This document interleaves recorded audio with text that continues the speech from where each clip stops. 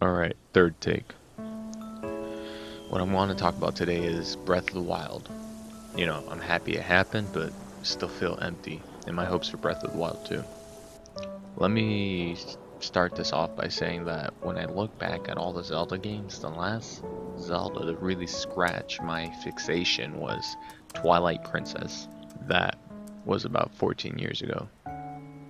God damn. That that just depresses me. I mean, there's nothing wrong with the games afterwards, but it just didn't hit the same spot. Phantom Hourglass 2007, Spirit Tracks 2009. Great games, but they don't do it as well as the other handheld games, like let's say Seasons, Ages, Link's Awakening. I'm probably going off track, but then boom, 2011. I was in high school, I didn't have a job, I was about to graduate, and I would pick up every penny I could find because I knew I was gonna own. Oh, jeez. Skyward Sword. You just skip forward by using this timestamp because I do a lot of talking before getting into what I want to see in Breath of the Wild 2. I knew we had a winner, or I mean, so I thought. Like, I mean, they show Ocarina of Time, Majora's Mask, Wind Waker, and Twilight Princess as an introduction to the game. They're like the gold standard for a Zelda game. I hated Wind Waker because of the art style, but I can't deny that that's a fascinating game and on par with Ocarina of Time and Majora's Mask. The art style did grow on me, and I grew to accept this game as is. I thought that would have happened with Skyward Sword. I took a trust fall, having faith that this game was going to be the next big one. It was going to finally scratch that itch that's been growing since 2009. I ended up saving enough pennies from being a little dirtbag and, also asking my dad for some help. And then the day came, and damn it, the trust fall had left me with bruised kidneys, and in this metaphor, when I asked Nintendo what happened, they just shrugged their shoulders and walked away. Look, dry and simple. Going to go over this real quick. The Skyward Sword negatives were, one of them was the art style to me. Like, I guess you could have a preference, I didn't like Wind Waker, but that grew on me, and it's been like years later, and I still don't really like the art style of Skyward Sword. It looks like Twilight Princess and Wind Waker had a confused child trying hard to be its own thing while still looking too much like its parents. Another thing that had pissed me off was the gameplay. If you spend enough time on YouTube, you've probably seen videos on the topic. Look, as ambitious as motion controls were, they just weren't ready.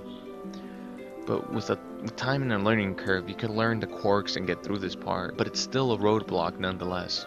And also, I just want to add this, in this game, Skyward Sword, you can see Nintendo trying to add weapon durability in this game, which is a pain, I know, but it's like a thing now, with like even Animal Crossing.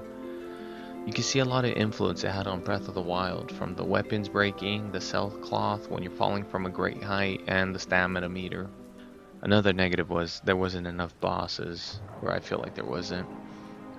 Um, you fight one boss several times. I don't remember how many times. And one of the last things that bugs me about this game is the character models. But I guess that could go back to the art style, right? It's like you're so unappealing to my eye. Like, look at these mole people. Like, come on. They're interesting and they're nice people, but I can't say they're top tier Zelda like character models. Like, I forgot they existed until I started looking up stuff for this video. I mean, I don't know how to pronounce it. Goose, right? Goose, Groose. No, there's no R, but like even this guy, he looks so. It's just I don't know. Maybe I'm just judging a book by its cover too harshly, but just not for me. The Skyward Sword positives. One of the biggest, and I feel like the only. I guess there are other positives, but one of the biggest positive in the game is the story. It was really good. Um, I know I'm probably gonna describe it wrong, but it's like watching a great film and there's a time travel aspect to it, and then you find additional details about the beginning of the film when you're in the latter half. Like example, like Harry Potter, that's popular. The Prisoner of Azkaban. Like, there was a time where Hermione used this device to go back in time and throw rocks at themselves so they could leave a room. And then and at that point the audience is like, oh, that was them all along. And Skyward Sword has a lot of moments like this, but like not really time travel related. I guess they're like more of a oh shit. I guess I just went on a tangent there. But they're more like oh shit moments. Spoilers if you haven't played the game. Like in this game, not even in the game, but in I think one of the Zelda books, it describes as there's these things, time travel stones or whatever. You hit them and you travel to a different part of time. They elude. I don't know if I'm using that correctly, but they allude to the fact that the ocarina could have been made out of this material, which I thought was amazing. Um, the bird on the Hylian shield, like the loft wings, that's their origin, I guess, or not origin, but what they're based off of, I guess. Oh, okay, spoilers, I already said that, but there's a character in this game called Demise, pretty much telling Link that, look, homie, you stabbed me, I'm really pissed off about it, so fuck you and your bloodline. Here's a curse. Like, what? That's crazy, but it kind of explains why Link is always fighting this Ganon character in every game, and that, I don't know, that's I mean, anyone could have came up with that. It's not that hard, but it's nice that they gave it a reason, you know? Why is there always an incarnation? But basically, whatever Skyward Sword lacks, it makes up in story and lore.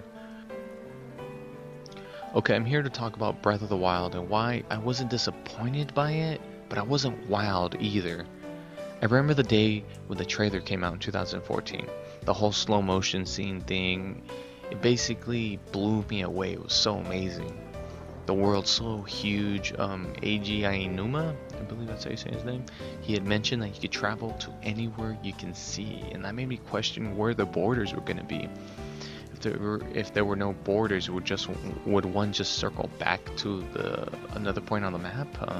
Newsflash, you don't. There are borders, but yeah, it was crazy. It was cool. It was ambitious. It was nice. And then at the very end of the video, there's just a date, or I mean a year. It says 2015. I mean, what kind of magic is that? In a year? I mean, come on. It was too good to be true, and it turned out it was, because the next time we would get something was in June 14th, 2016. 2016, 16th. About 2 years later. And that trailer was amazing as well. It showed Link climbing shit, burning shit, cooking shit, tossing shit, dropping shit. It was nice. He just doing all sorts of crap. And it was showing off the shrines and the guardians. It showed off an old beat up Master Sword. It was cool. And by this time, we get the name of the game, which is called Breath of the Wild. And it's dope. It's a dope name, nothing wrong with it. I mean, it seems like it's like the theme they're trying to go for. And boom, another couple months later, it's January 12th, 2017. We get more scenes of the world. There's an epic song that I don't think makes it into the final game. At least I don't remember it was in the final game as of right now. And then boom. The history of the royal family of Hyrule is also the history of the Calamity Ganon. We got voice acting. Like, what kind of shit is this? Like, are you gonna finally make Link talk, or what the fuck? Like, what? And then we get another boom. We get these slew of bad guys. The Rock Dude, Link riding a sand walrus. Like, this is huge. Just towns. We got Hyrule in ruins. We got the Great Deku Tree. God, watching this trailer made me upset because when I think of Breath of the Wild, all I can think of is gotta go, gotta get away, gotta go, gotta go, gotta go, gotta go, gotta go, gotta go, gotta get away, can't get away, gotta go, gotta go, gotta move, gotta go, gotta go, gotta go, gotta go. Just like 90% of walking, 90% just walking, climbing. And now I'm just gonna go into points of why it didn't do it for me. Number one is the enemy variety. Sure, we got Bokoblins, Moblins, Lizfoes, Wizrobes, Lizophos, Lionel's Choose. I'm just looking at the list.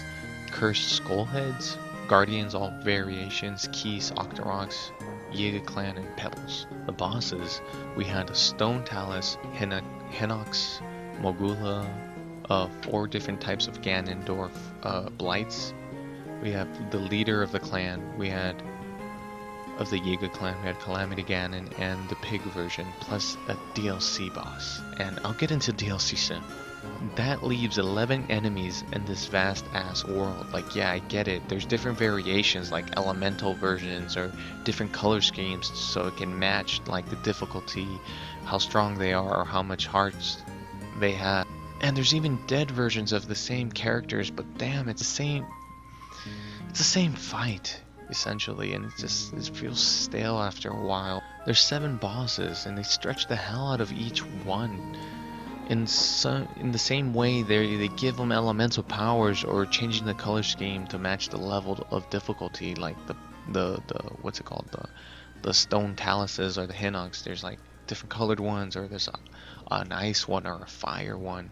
When we compare Breath of the Wild to Ocarina, we have 61 enemies, 10 mini bosses, 11 bosses, 9 if you don't count the transformations.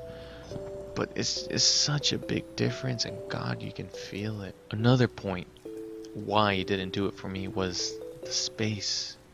It's like a double sword. As beautiful and amazing it is to explore, there's not much to do. It's beautiful empty space. Like, I love how amazing the world is, but what use is the space if you're just walking half the time, either to collect Korok seeds or finding a shrine on your way to for the main quest line, you know? It just felt like filler. It made me sad, like, oh, what's over there? Let's go. It was empty, beautiful space. One thing that really disappointed me in Breath of the Wild was the music. There wasn't enough music. I felt like they held back on the music to focus on the wild part, but so much is lost because of it. Like, yeah, I miss riding a horse to a familiar tune. With Breath of the Wild, all I get is piano notes scattered throughout the whole time I'm there.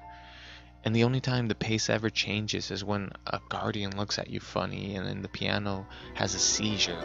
Another reason Breath of the Wild didn't do it for me was that there was no dungeons slash bosses.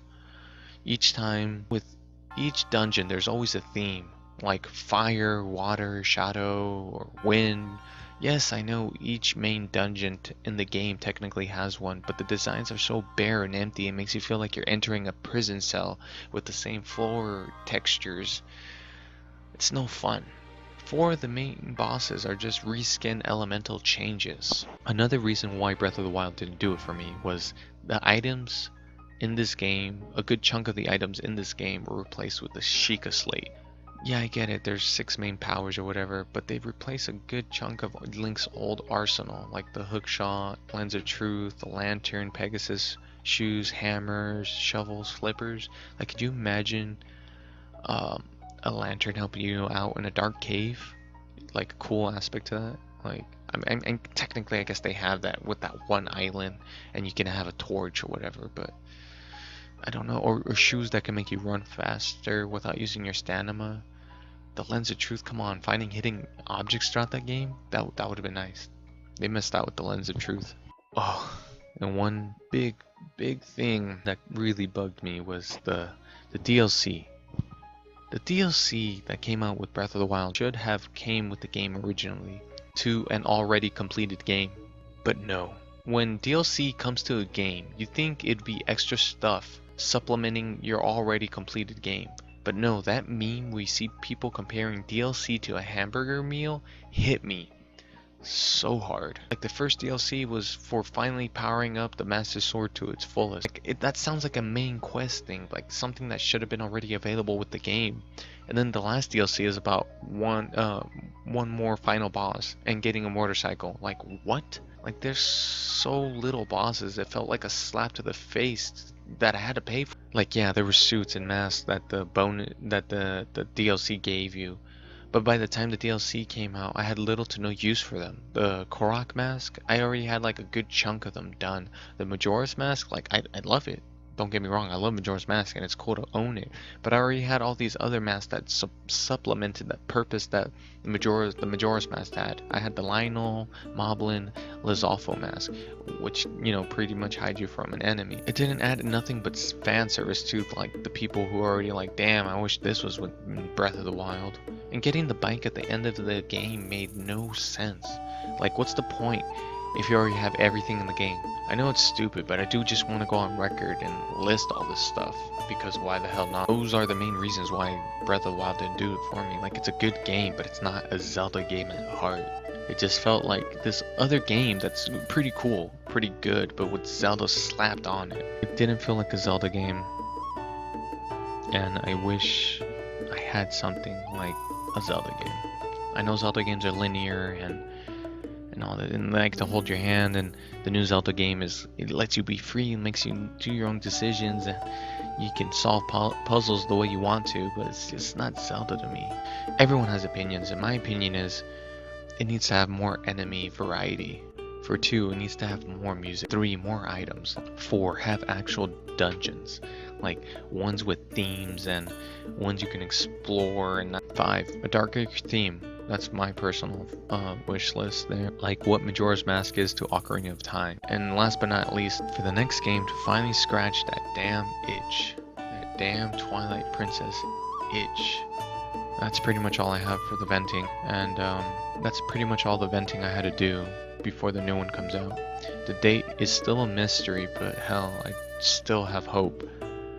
And it still kind of makes me sad that Twilight Princess might be the last of its kind for a while.